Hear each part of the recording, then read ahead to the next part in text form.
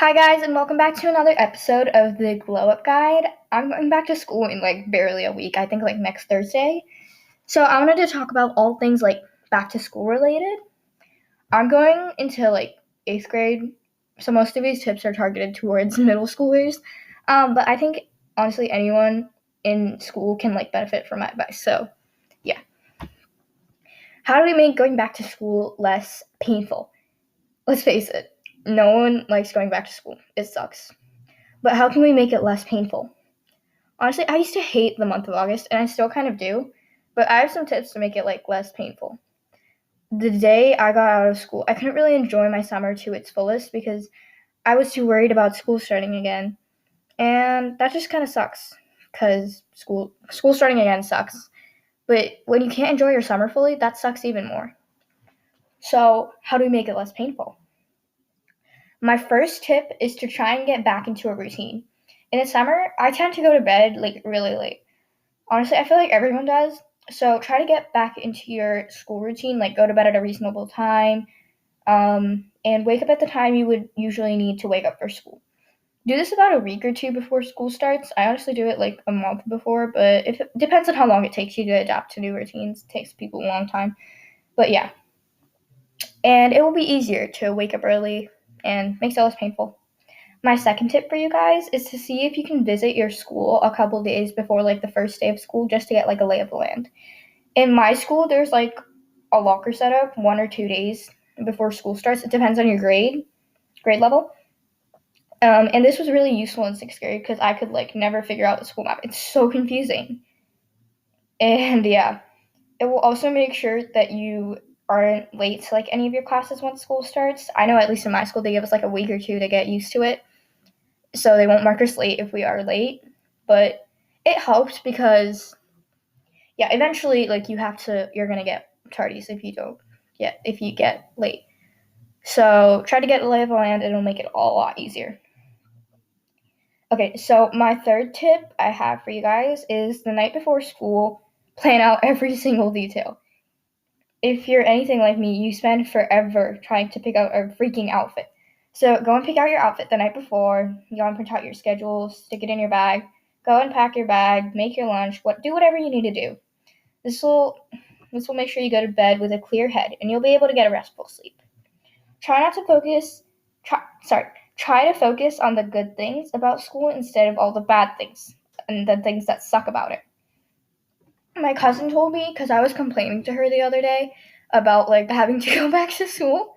So yeah, and she just said some things are inevitable. So instead of focusing on the bad, focusing on the good, or something along those lines, something like that.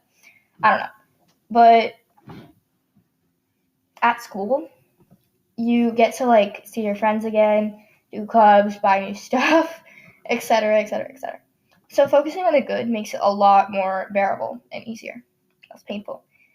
Be grateful for the fun times you had over the summer.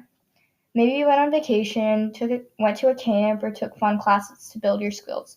Whatever it is, be grateful for those fun times you had. This will help you end the summer on a good note. Oh, and another tip I have is before going back to school, just take a Google Doc or a paper in your journal or something and make a list of all the fun things you did over the summer and look back on it. If you want, make detailed memories in your journal of each thing. Depends, because I love to write, so I would totally do that. So yeah, it makes it so much fun because it's fun to have that hard copy of a memory and look back at it. So yeah, do that. Okay, so now we're going to switch on to another topic, study tips, I guess. So studying and homework can be stressful and dreadful, but here are my tips to make it easier. So my first tip is you don't necessarily need to have one study space. I like to study and do my homework in my desk in my room, and some people like me are used to routine. I have a certain routine and I don't like getting out of it. But honestly, variety is good. That's fine, but it does help to switch up your workspace once in a while. Go to a cafe, a park, work in a chair in your balcony, because I did that and it was so calming and fun. Or even just if you sit on at a desk in your room, just switch the floor. Even that small of a change, just try that. this can this can like prompt your brain to like supposedly retain information better. I don't know, but according to my research, that's what it says. My next tip, let's see, I got this one off Pinterest, but it really helped me when I was studying for my SOLs. So like when you're studying for a test, like the SOL or like ACT or SAT if you're in like college or whatever, high school, sorry. So try chewing a specific flavor of gum while you study, and then on the day of the test, chew the same flavor of gum while taking the test. I don't know how this helps, but I guess while you study, since chewing gum is proven to improve concentration, you concentrate better while studying, and chewing the same flavor of gum during the test is going to help you remember that information because your brain associated that flavor of gum with that information. I don't know, that's how my brain interprets it. But yeah. Oh, also chewing gum while taking the test can like really calm down all your nerves before you take it. So you can like concentrate on the actual questions and not worry about like your final grade or whatever. The next thing, whenever you have an essay or like a project to do, don't waste all your time and like the day before it's due, try to do it all. That never works. This doesn't work at all. And it makes you like so stressed and then like you're not focused on it at all. And then you just like get a bad grade and that's like sloppy and stuff, and that's not what we want here. So instead, break it down into like smaller chunks. Let's say, you have to do a research essay and you have a week and a half to finish it. Make a plan like, okay, I'm going to do the research for the essay on these days, then I'll make a draft for it on those days. And then that day, I'll type it up, and then on that day, I'll edit it, and then afterwards, I'll submit it. See, doesn't that seem way easier and more efficient than doing it all in one night? So yeah, try that. It's really helpful.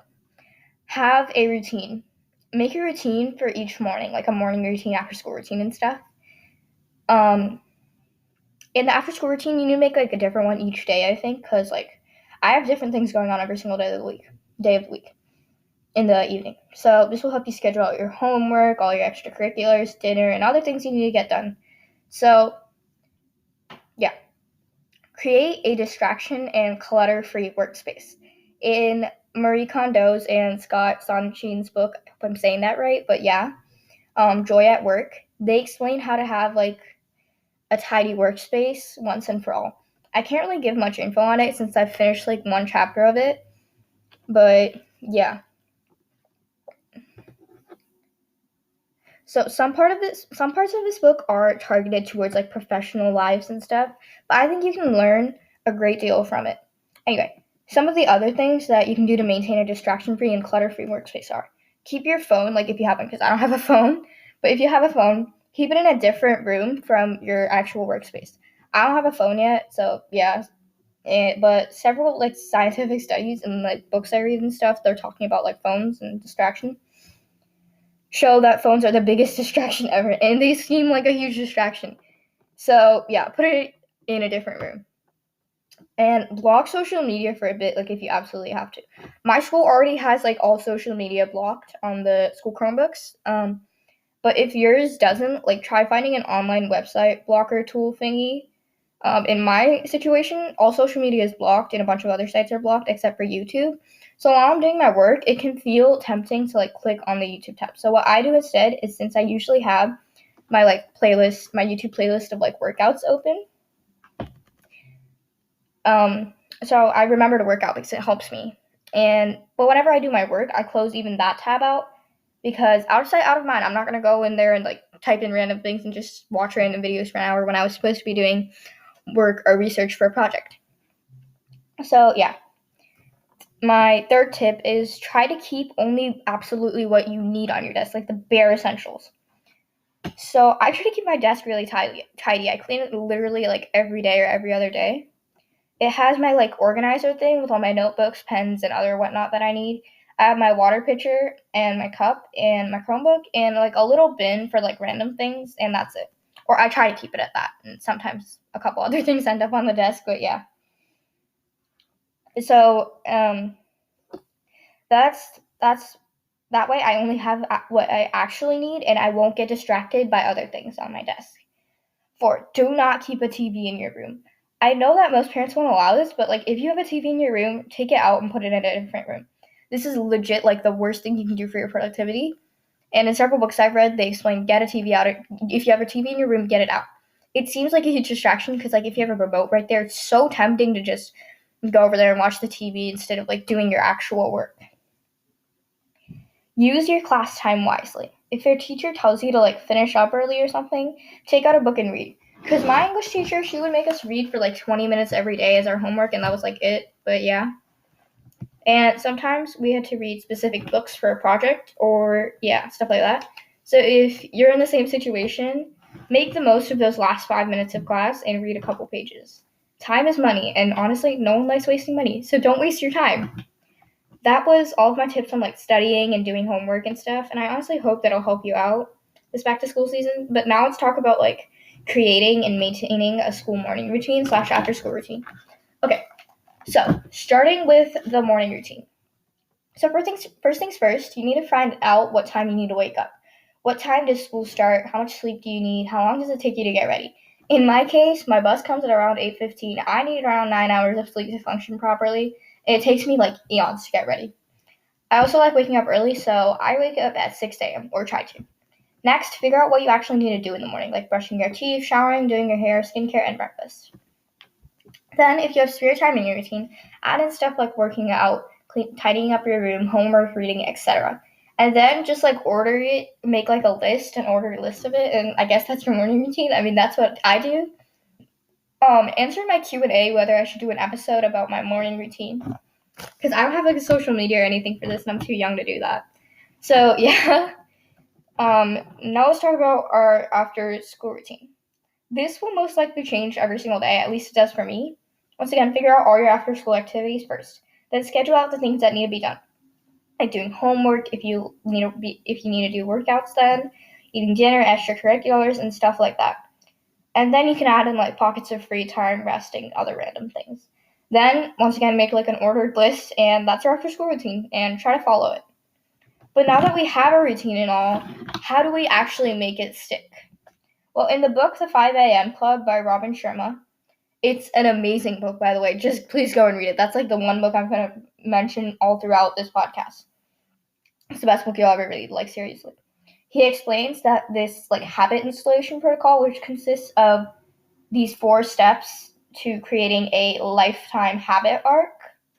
The first step is the trigger. So in the morning, this could be your alarm going off. In the afternoon, this could be getting home from school. That's your trigger to start your routine. And that leads to the second step, which is running the actual routine. In the morning, this could be getting out of bed and starting your morning things. In the afternoon, this would be choosing between chilling on the couch and watching Netflix for 5 hours or doing what actually needs to get done and like the rest of your routine. The third step is the reward. This can be anything that feels fun and rewarding for you for following through with your routine. Step 4, that's the daily repetition of the routine. So yeah, the next part of this habit installation protocol is that to build any habit or stick to any routine, it takes 66 days. Not 21 like everyone tells you, like my mom and stuff.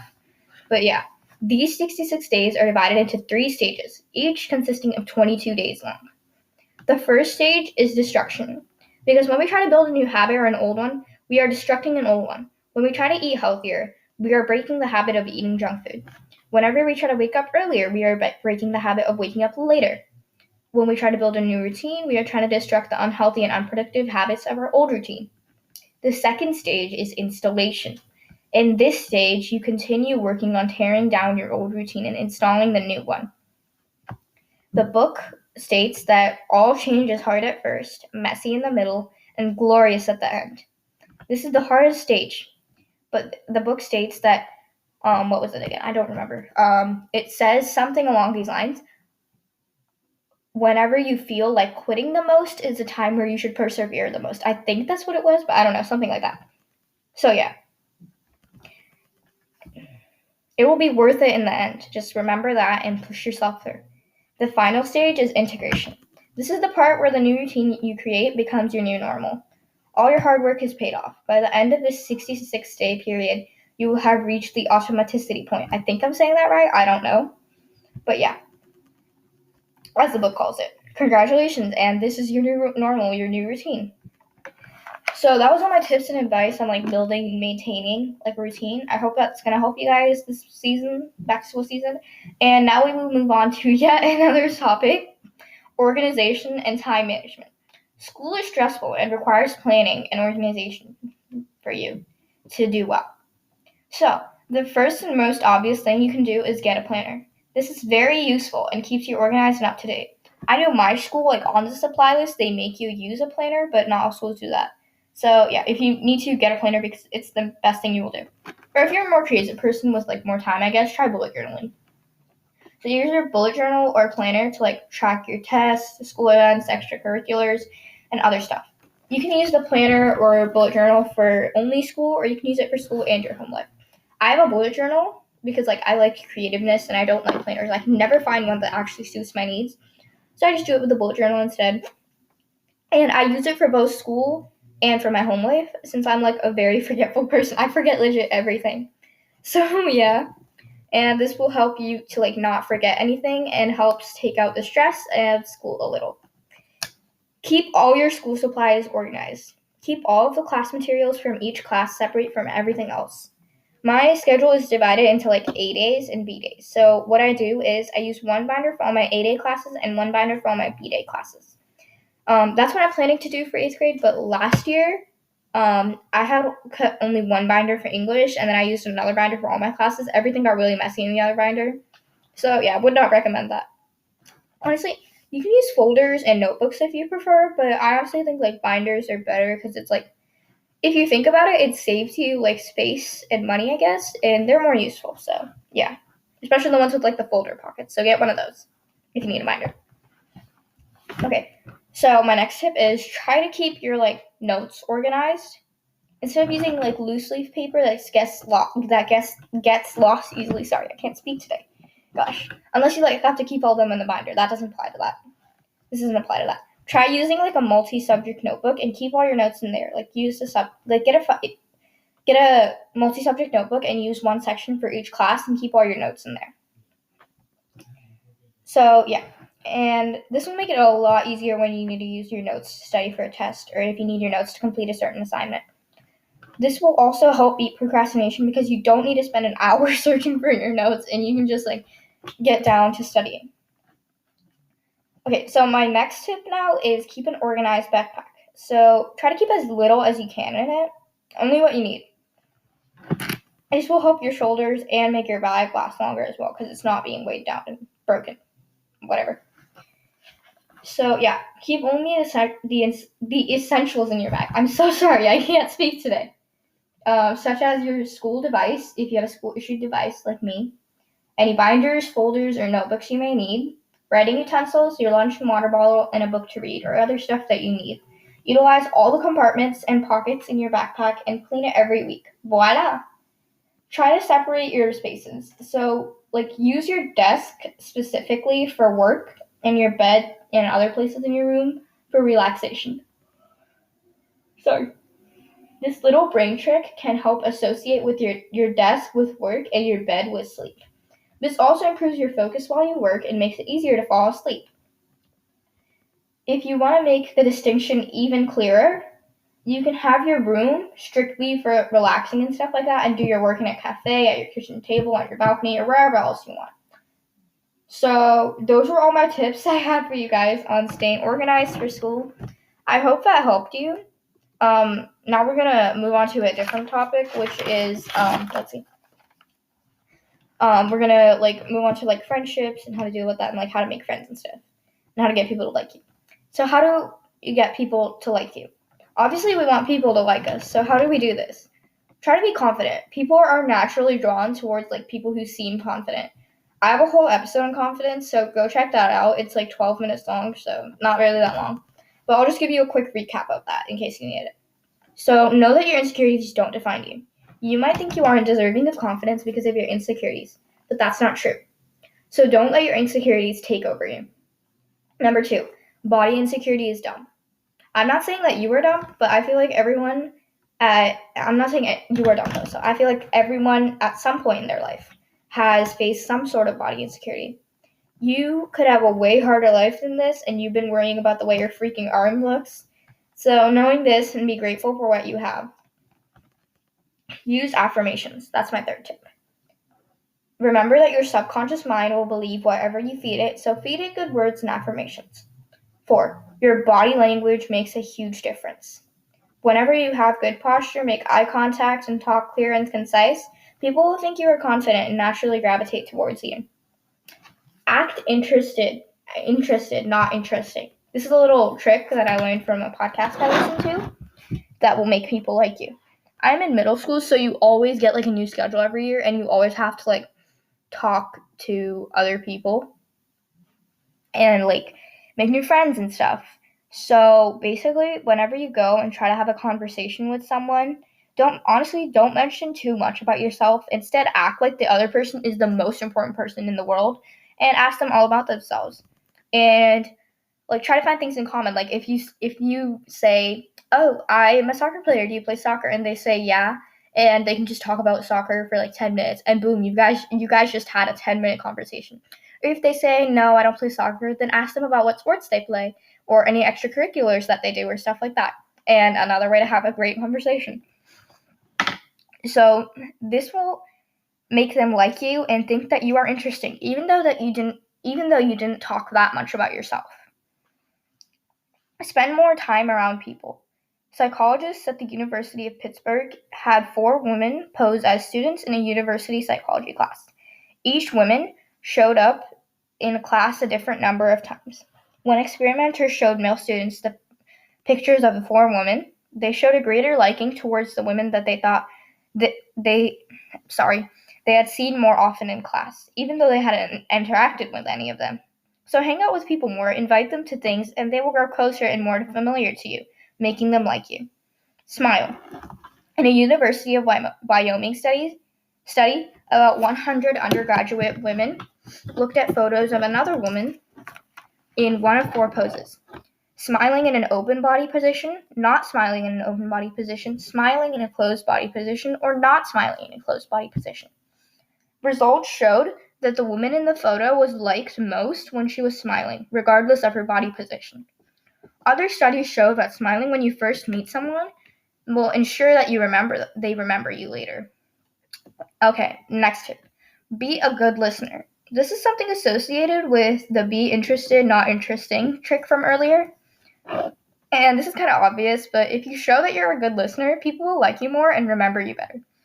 If you listen to other people, they will want to listen to you. You can show proof that you've been listening to someone by bringing up a topic they mentioned earlier. Did your friend have a sports game over the weekend? Try asking them about it on Monday. This truly shows that you've been listening and are genuinely interested in your life, and they will do the same to you.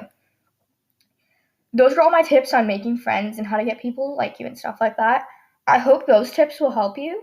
For now, that was all my advice on like things back to school related. So now I'm gonna do like a super mini Q&A.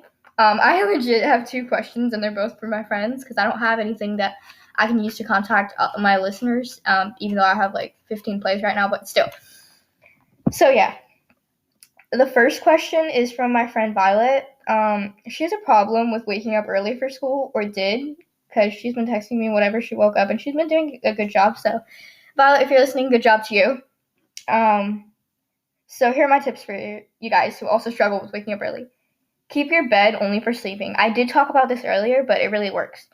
2, keep your blinds open. This doesn't work year-round, like in the winter when it's still dark by the time you have to wake up for school, unless you wake up at like 7:30, but no one does that. So yeah. But when you do this, like when you wake up in the morning, the light will get into your room and like release the wake-up hormones or whatever. I tested this, and I do this every single night, even in the winter, because in the winter there's like the street lights and stuff that let the light in. So yeah, this really works, and it's amazing. Okay, so number 3, don't use your phone as an alarm. When you do this, it's way too easy to hit snooze and scroll through randomness for like an hour, and then you're rushing to get ready. So don't do that. Yeah. So I use my like Google Home as an alarm because it's not really easy to get distracted on that, but yeah. So yeah, I won't really allow myself to pause it until I actually get up and out of the bed. If you have a normal alarm clock, try and put it on the other side of the room. That way you have to actually get out of bed, walk to the other side of the room, and off it. Or even put it in another room of your house if everyone else in your house is okay with that. That will make it even better. So, working out, my fourth tip is to get enough exercise, because working out, it helps regulate your circadian rhythm, which is basically your body clock. This will make it easier to fall asleep and wake up. My fifth tip is avoid screens at least an hour or two before bed.